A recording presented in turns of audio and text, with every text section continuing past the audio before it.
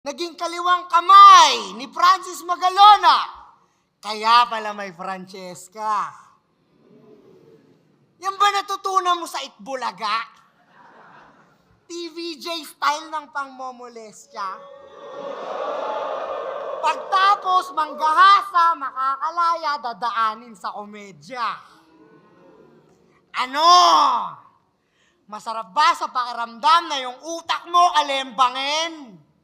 Buti na lang, no? Medyo pangit yung anak mo, di mo basta-basta bebembangin. Sorry.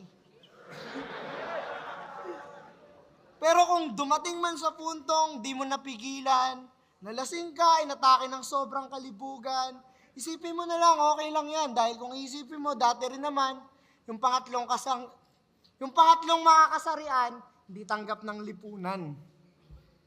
Kaya huwag ka mag-alala, baka bukas makalawa,